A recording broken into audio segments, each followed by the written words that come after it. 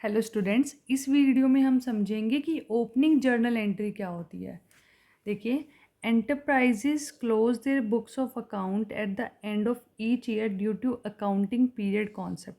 Accounting period concept ये कहता है कि आप अपनी एंटरप्राइज की जितने भी बुक्स ऑफ अकाउंट होंगे उनको क्लोज करोगे जब आपका अकाउंटिंग पीरियड एक ख़त्म हो जाएगा। ठीक है, मतलब 1 अप्रैल को हमारा अकाउंटिंग पीरियड अगर शुरू होता है और 31 मार्च को ख़त्म होता है नेक्स्ट ईयर, तब हम क्या करेंगे, 31 मार्च को अपने अकाउंट्स को क्लोज़ करेंगे।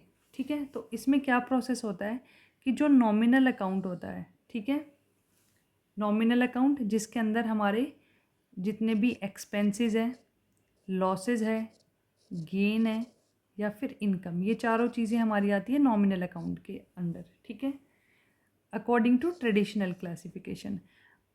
अगर हम मॉडर्न क्लासिफिकेशन की बात करें तो उसमें आएगा एक्सपेंस एंड इनकम अकाउंट।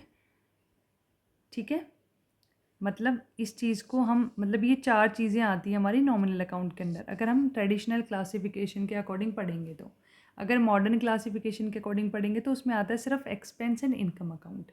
ठीक है, तो इस प्रोसेस में क्या होता है कि ये जो नॉमिनल अकाउंट होता है इसे हम क्लोज़ कर देते हैं, क्योंकि इसमें जो भी चीज़ें होती है, जो भी आइटम होती है, उनको हम ट्रांसफ़र कर देते हैं अपने ट्रेडिंग अकाउंट में और प्रॉफिट एंड लॉस अकाउंट में। ठीक है, मतलब इस साल का जो भी खर्चा है, कोई भी नुकसान है, कोई भी इनकम है, कोई भी फ़ायदा है, इन सब चीज़ों को हम प्रॉफिट एंड लॉस अकाउंट में या फिर ट्रेडिंग अकाउंट में ट्रांसफ़र करके उन्हें क्लोज़ कर देते हैं। ठीक है, अब बच गए हमारा पर्सनल और रियल अकाउंट की आइटम्स।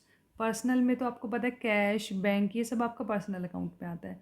रियल अकाउंट में आते हैं आपके एसेट्स, लाइबिलिटी। ठीक है, तो इन्होंने बोला है अगर ट्रेडिशनल क्लासिफिकेशन की बात करें तो पर्सनल और रियल अकाउंट वाले आइटम्स, अगर मॉडर्न क्लासिफिकेशन की बात करें तो जो हमारे एसेट है, लाइबिलिटी है और कैपिटल है। ठीक है, इनको हम क्लोज नहीं करते बल्कि कैरी फॉरवर्ड करते हैं नेक्स्ट ईयर में।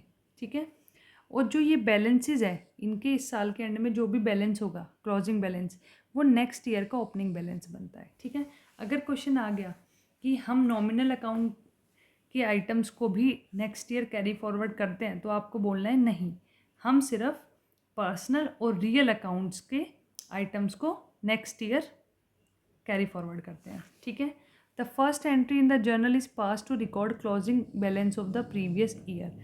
और जब नेक्स्ट ईयर आएगा तो जो उसमें हम पहली एंट्री करेंगे, ठीक है, वो किस लिए करेंगे, वो एंट्री होगी क्लोजिंग बैलेंस की, पिछले साल की, और जो कि नेक्स्ट ईयर की बन जाएगी ओपनिंग जर्नल एंट्री। ठीक है, the balance sheet prepared eight the end of year shows the closing balance of each asset and liability and form the basis of this opening entry.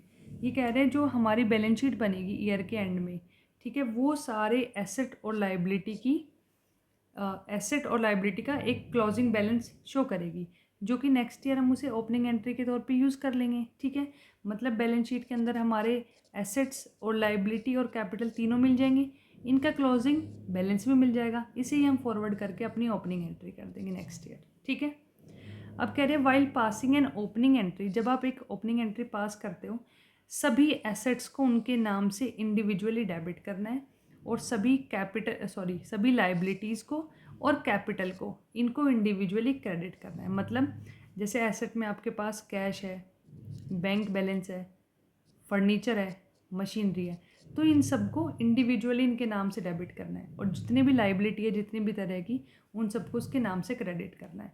और यहाँ पे बताया है अगर आपके पास कैपिटल नहीं गिवन है तो आप क्या करेंगे, इस फॉर्मूला से अपनी कैपिटल कैलकुलेट कर सकते हैं। ठीक है, तो फॉर्मूला है asset equal to liability plus capital. तो इसमें से अगर कैपिटल फाइंड आउट करेंगे तो हमारा फॉर्मूला हो जाएगा एसेट माइनस लाइबिलिटी। ठीक है, तो आपको इन तीनों का ओपनिंग बैलेंस मिल गया है।